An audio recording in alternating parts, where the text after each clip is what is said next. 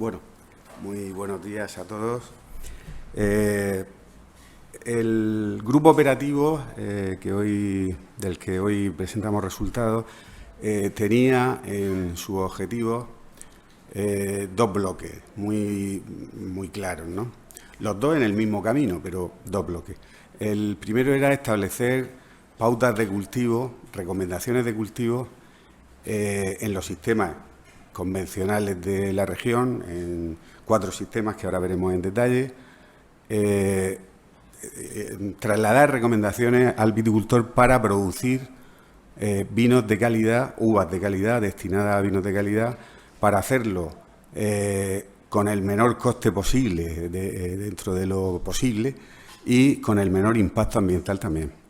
De manera que pudiéramos generar un producto que se pueda diferenciar de otras zonas productoras por el buen manejo que se hace y en ese sentido, por el bajo impacto ambiental que tiene, del cual nos hablará Benjamín con mucho más detalle, y que creo que es la clave más importante que debemos sacar de este proyecto, que es el tema ambiental como una diferenciación y una herramienta para el marketing de las empresas de la región. En la parte económica lo que pretendíamos era establecer los costes de producción para cada uno de esos sistemas y las prácticas, las recomendaciones que damos de cultivo, ver qué valen, simplemente, ver qué cuestan y si cuestan más, cuestan menos y si eso va asociado a un mayor o menor impacto. Es decir, en todo momento lo que hemos intentado es hacer un análisis del cultivo de un modo integral, es decir, integrando la parte económica y ambiental, porque en ello nos va que algo sea sostenible, ¿no? Y, por supuesto, también evaluábamos el tema del empleo, si había alguna diferenciación o no en temas de empleo, o cuantificar, en cualquier caso, el empleo generado en cada uno de los sistemas de producción. En este objetivo hemos llegado también como conclusión a un libro que es el que os han repartido. Más que un libro, es un manual sencillo, escrito del modo más divulgativo posible y enfocado a cualquier viticultor, a cualquier técnico. Creo que es entendible por cualquier persona que esté en el ámbito de la vitivinicultura, y ese era el objetivo, hacer algo verdaderamente lo más divulgativo posible y lo más claro posible.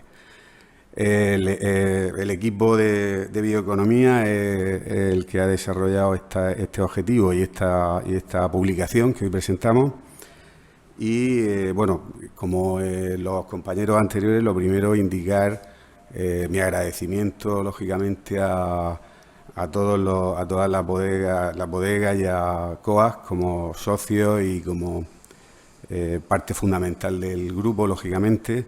Y a continuación, ya digo, voy a presentar el manual, siempre incidiendo en estos aspectos tanto sociales como económicos como ambientales.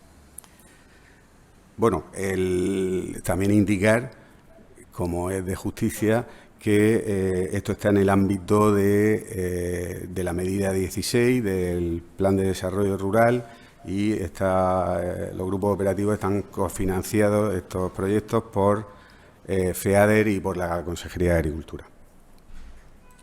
Bien, el objetivo, como decía antes, era fundamentalmente establecer pautas de cultivo para cada uno de los sistemas que se analizan,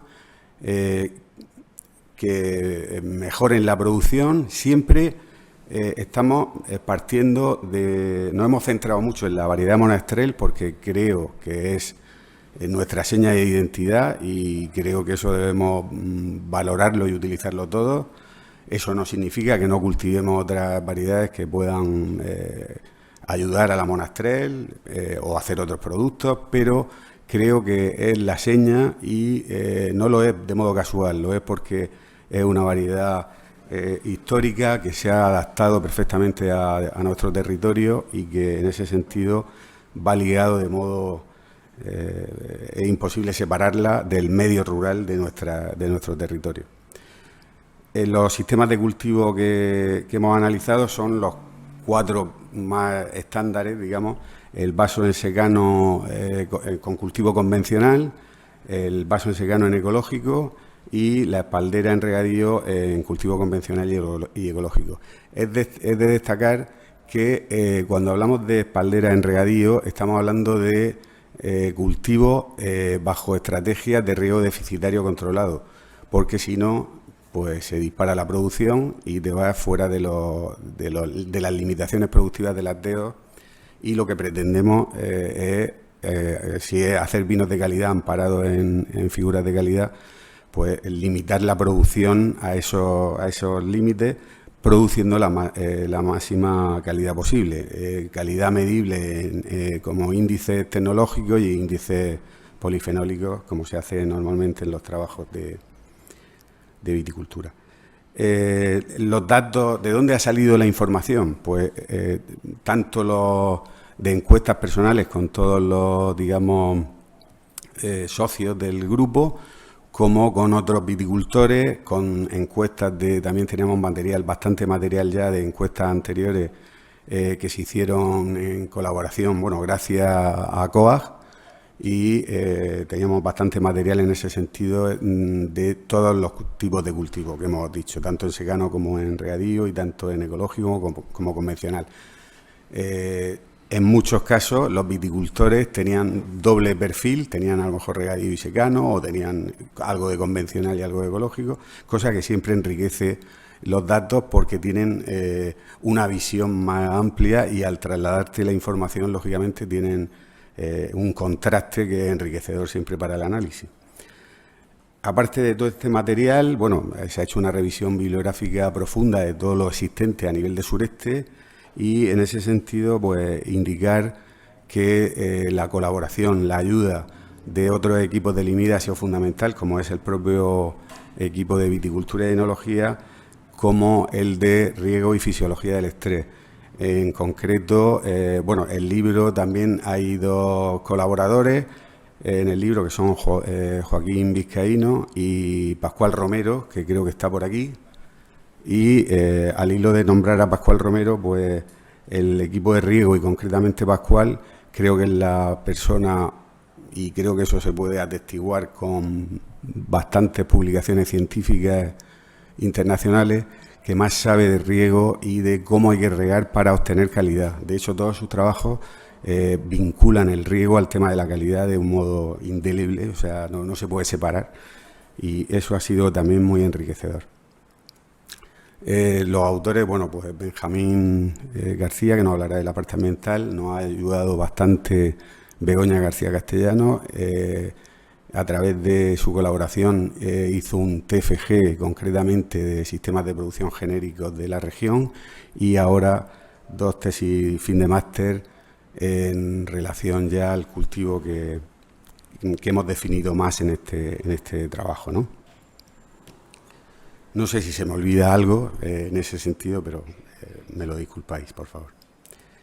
Bien, entrando ya en el libro en sí, en el manual, está estructurado de la siguiente manera. Bueno, lo primero son las recomendaciones de cultivo, y las recomendaciones aparecen ordenadas en el modo cronológico que aparecen en un viñedo real. Es decir, primero hablamos de la parte de preparación, de plantación, de material vegetal, de marcos de plantación, etcétera, de toda la parte, digamos, infraestructura, de cómo se forma el viñedo, y posteriormente ya pasamos a analizar lo que son el proceso de producción anual, y por lo tanto todos los insumos, todas las labores que se deben hacer para llegar ya digo, siempre a uvas destinadas a vinos de calidad, amparados en denominaciones de origen regionales.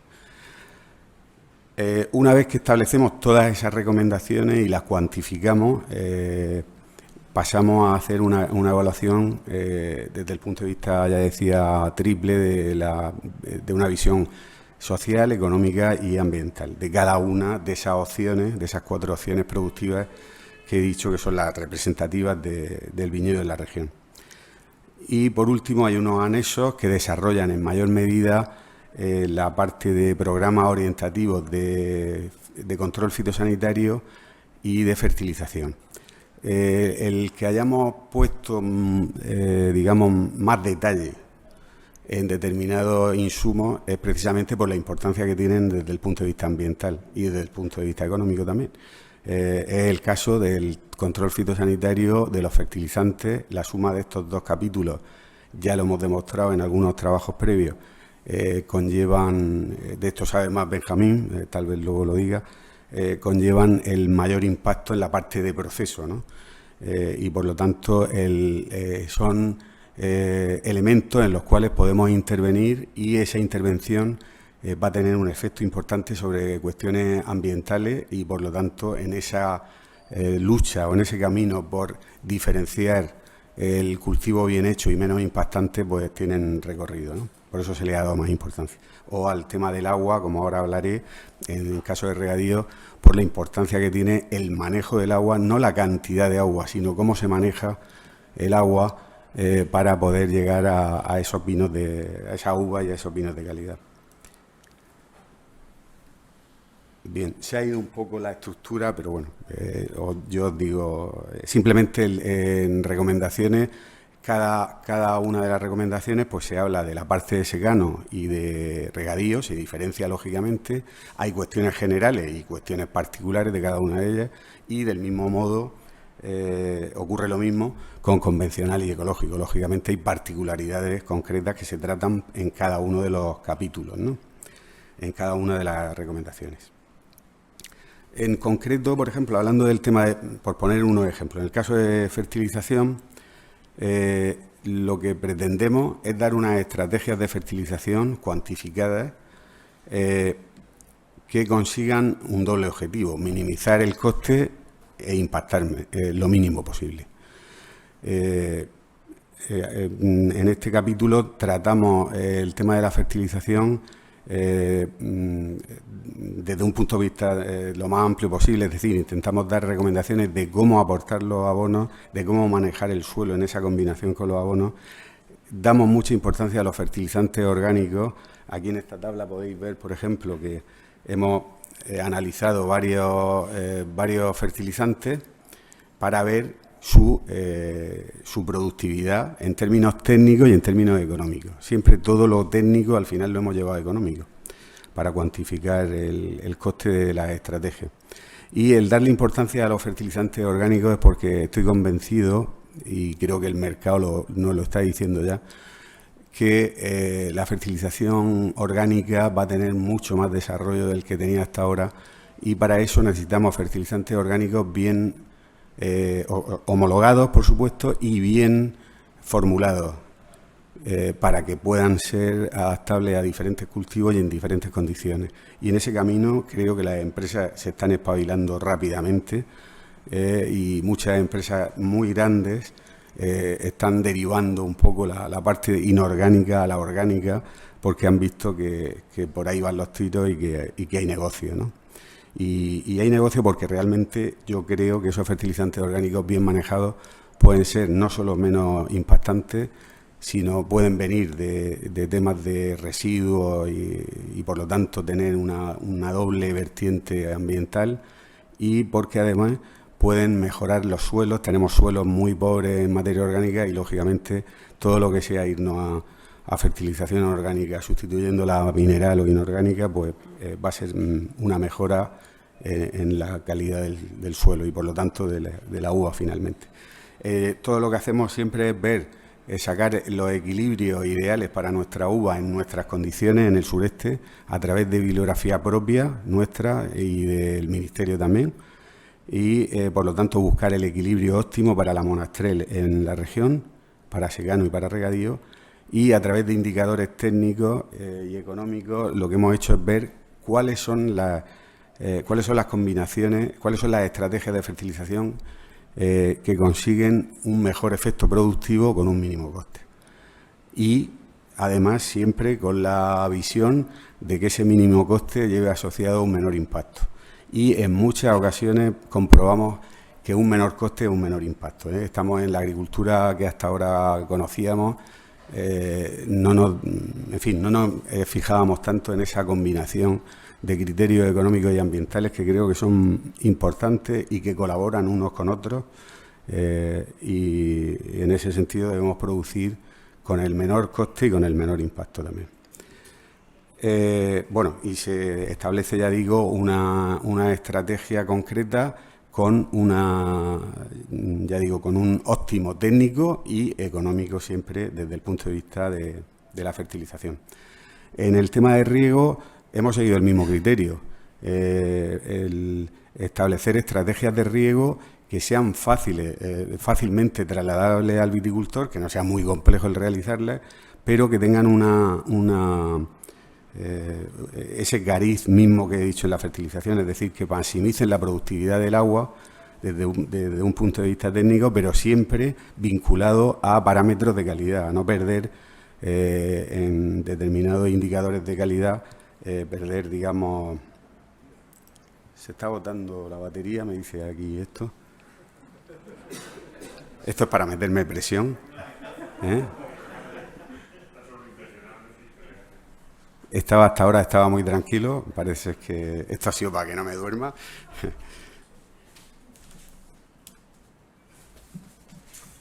Bueno, en cualquier caso, para no cortar, ya digo, el objetivo es establecer estrategias de riego que maximicen la producción y la calidad, digamos.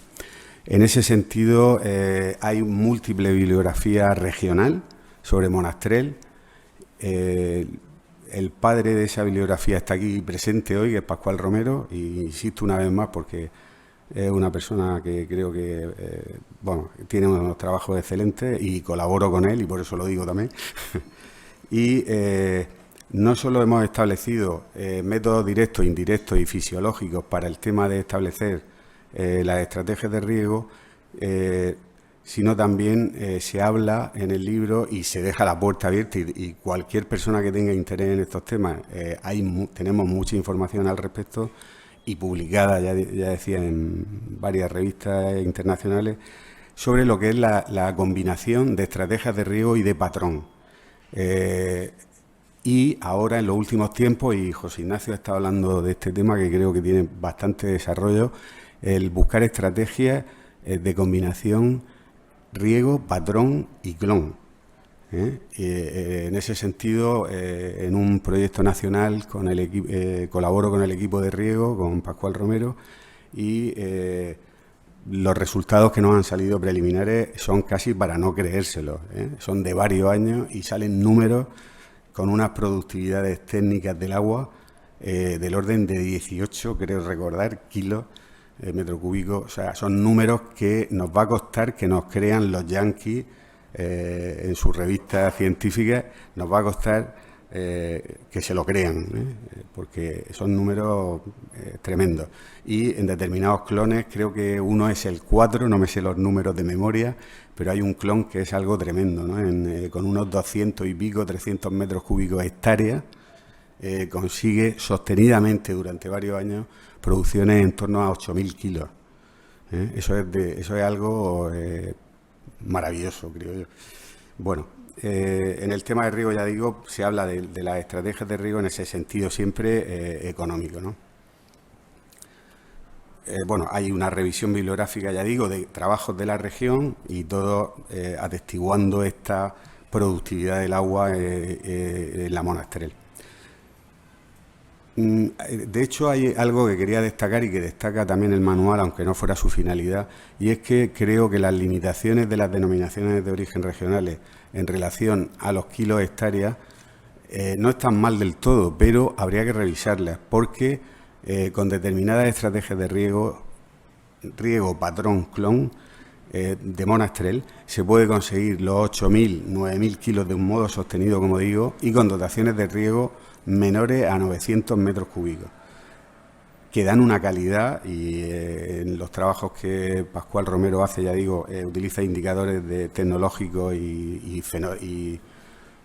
polifenólicos, digamos, confirman, ¿no? En ese sentido creo que se puede ir un poco al alza esa producción. Nos estamos limitando de más, tal vez porque no había estrategias de riego muy claras, y eso hacía que hubiera que ser conservador. O sea, que lo entiendo, no es que esté mal hecho, pero creo que hay que revisarlo hoy día ya, porque tenemos información científica que así lo confirma. finalmente hay unos anexos que desarrollan en mayor medida la parte de control fitosanitario y de riego, y de fertilización, como decía, y se desarrollan diferentes supuestos para trasladar esa idea de eficiencia técnica y eficiencia económica, ¿no? Por ejemplo, en el tema en el anexo 2 de fertilización, pues damos estrategias de fertilización y cuantificamos su coste anual por hectárea y la unidad de fertilizantes que aporta. Y, ya digo, le hacemos la crítica desde el punto de vista técnico, es decir, al decir técnico quiero decir que se acerquen al óptimo técnico, es decir, al óptimo del equilibrio de unidades de fertilizantes, nitrógeno, fósforo, potasio, en el sentido de equilibrio técnico, ya digo. Y posteriormente en el equilibrio económico para que esas unidades de fertilizantes me cuesten lo menos posible. Bien, voy a ir más rápido porque creo que voy un poco lento. En el tema de análisis de costes, la segunda parte del libro lo que hacemos es analizar desde el punto de vista económico y ambiental lo que hemos hablado antes desde el punto de vista técnico, ¿no? Establecemos para cada uno de los sistemas productivos que he dicho antes, de secano y regadío y ecológico y convencional, sus costes de producción, tanto en la fase, tanto la inversión como los consecuentes costes de fijo o del inmovilizado y variable o del circulante, y establecemos la estructura de costes de cada uno de esos sistemas. Calculamos los costes tanto en términos de euros hectárea como de euros kilo y calculamos el coste unitario compensado. En muchísimos trabajos se comete el error, creo yo, o la omisión de calcular el coste unitario compensado. Eso quiere decir que muchos cultivos, todos, no empiezan a producir, las hortícolas no, perdón, no empiezan a producir de un modo regular el primer año. O sea, necesitan una formación y van entrando en producción hasta que ya la planta es adulta y se consigue una producción más o menos regular. Lo que hay que contabilizar son todos los costes de toda la vida útil y repartirlos en un año medio. Es decir, el coste unitario compensado siempre es algo superior al coste unitario si tú lo que haces es analizar un cultivo de limonero con 7 años de edad, por ejemplo, ¿no?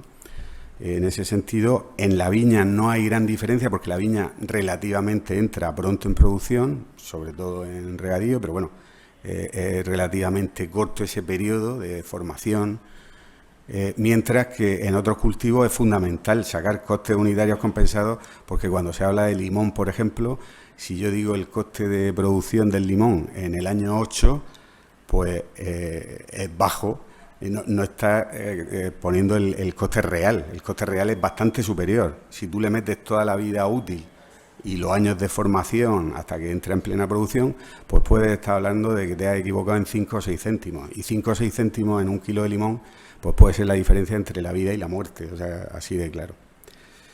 Bien, también establecemos los costes, ya digo, no solo de los años en plena producción, sino de todos los años, de la entrada en producción, con la poda que hemos dicho, con las recomendaciones, para hacer ese cálculo de coste unitario compensado real.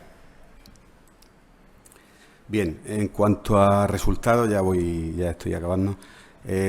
Lo primero, lógicamente, la diferenciación mayor en todos los resultados, lo que confirman es algo que era evidente, pero que no estaba cuantificado, digamos, que es que lo que diferencia de verdad a los sistemas es el que sean secanos o regadíos, no ecológico o convencional. En líneas generales, ahora particularizaré. El caso de la inversión es muy evidente, pues una hectárea de regadío cuesta más del triple el ponerla en marcha que una de secano, más del triple, casi 4 veces.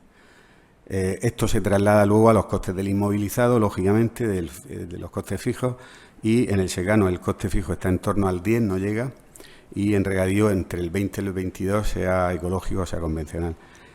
Esto tiene importancia desde el punto de vista de que el regadío, cuando hablo, ya digo, siempre es riego deficitario controlado para producir dentro de las limitaciones productivas El regadío está penalizado en ese sentido porque puede producir mucho más y está limitado por estas condiciones del HDO. Por eso decía que debe revisarse esa productividad y además, de alguna manera, que era uno de los objetivos del grupo y que debe seguir siéndolo siempre, es que se pague la uva por diferenciación de calidad y que de alguna manera se prime la calidad. Si todo, en cualquier mercado del mundo, en cualquier producto, si diferentes productos con diferentes calidades van al mismo mercado, ese mercado se jode, seguro. Ese mercado no tiene futuro. Y es lo que le está pasando a la viticultura, en cierto modo, que toda la uva va a un mismo saco y no se prima al que lo hace bien. Y mientras eso ocurra, va a seguir desapareciendo viñedos de un modo constante. Entonces, de alguna manera hay que primar al que lo hace bien y diferenciar el producto. Ya digo que el tema ambiental, en mi opinión, es un tema que debemos destacar y saber vender desde la región para diferenciarnos. Y diferenciar a la uva monastrell y lo ligada y lo vinculada que está al territorio, a nuestro territorio y especialmente a nuestros secanos rabiosos, digámosle así. Los costes unitarios compensados son muy parecidos. Cuesta casi lo mismo producir una uva en convencional que en convencional que en ecológico. Y eso ya lo sabíamos. Cuando yo llevo ya bastantes años visitando a viticultores y hablando con ellos, el cultivo que se hace en convencional es prácticamente ecológico. La única diferenciación es si alguien utiliza un triazol o si utiliza un fertilizante mineral, que cada vez se utilizan menos. O simplemente no te registras para el tema de la producción ecológica y sigues en convencional. También porque a lo mejor no se te paga esa diferencia. Pero realmente los costes son muy parecidos, iguales, coincidentes prácticamente por 1 o 2 céntimos, porque el cultivo que se hace de convencional en Murcia está ya muy ajustado, como ahí también indico, en insumos. Es casi imposible fertilizar mejor. Sí se puede fertilizar mejor con fertilización orgánica, pero me refiero a fertilizar con menor coste y con menores medios. Igual lo mismo ocurre con el control fitosanitario. No se puede hacer ya mejor. Entonces, eso es lo que tenemos que vender fuera, que lo hacemos mejor que nadie. Y por cierto, ahora cuando hable mi hermano Benjamín, pues hablará del impacto ambiental y creo que hace una revisión bibliográfica bastante exhaustiva en el sentido de que impactamos menos que otras zonas y eso hay que venderlo, ¿no? Creo yo. O sea, creo no, estoy seguro, vamos. Bien. No se ve ahí bien, pero también lo que quería destacar es que producir menos, y lo demostramos ahí con algún ejemplo de fertilización, producir con menor impacto no cuesta más. Producir con menor impacto en algunas ocasiones puede costar 1 céntimo más en el kilo. Si ese céntimo de más no llega, lo puedo recuperar porque estoy produciendo de un modo más limpio, pues ya estaría cubierto ese sobrecoste, digamos. En cualquier caso, ya digo, bien elegidas las estrategias, tanto en riego como en fertilización, como en control fitosanitario, el producir viña de vinificación con calidad no cuesta más, impactando también menos. Y también lo que quería destacar es la parte del empleo, lógicamente. En cuanto al empleo, no hay diferenciación tampoco. La diferencia la determinan los kilos, la determina el que haya agua o no haya agua, o sea, el que haya riego o no lo haya. Eso es lo que hace que haya 0,05 UTA hectáreas, unidades de trabajo agrario hectáreas en secano y 0,10 en regadío. La mayor productividad y, por lo tanto, la recolección, que es manual, y determinados otros labores, pero fundamentalmente la recolección. La diferencia, ya digo, no la determina el ecológico o el convencional. El producir más limpio no quita puestos de trabajo, todo lo contrario. Por lo tanto, creo que eso también es destacable. En el manual habló algo de otros grupos operativos. Hay bastantes grupos operativos ahora mismo en marcha a nivel nacional y algunos de ellos están preocupados por temas comunes a este. Nombro uno en el libro que es Mosoex, que habla del tema del manejo del suelo y de la fertilización orgánica y que coincide absolutamente con los criterios que que yo mantengo aquí en este trabajo, ¿no? Y así otro en tema de control fitosanitario, etcétera. Bien, por mi parte ya está, creo que no se me olvida nada y bueno, pues esperar, eso sí, que el libro lo utilicéis. El libro se colgará a través del propio servicio de formación en PDF, a través del IMIDA, a través de COAC probablemente también, es decir, que se le va a dar la mayor difusión posible. Y lo que digo siempre que presento un libro es que por favor os lo leáis y me hagáis críticas. Porque es la mejor manera de mejorar, ¿no? Entonces, el que me hagáis críticas, Pepe, pues no estoy de acuerdo con esto, o mira, precisamente esto, en fin, cualquier matiz, cualquier comentario es siempre bienvenido. Creo que hablo por parte de Benjamín también, o sea, que tanto en la parte económica y social como en la parte ambiental. Y ya no os doy más el follón y vas a hablar... Benjamín, sobre el tema, la evaluación ambiental.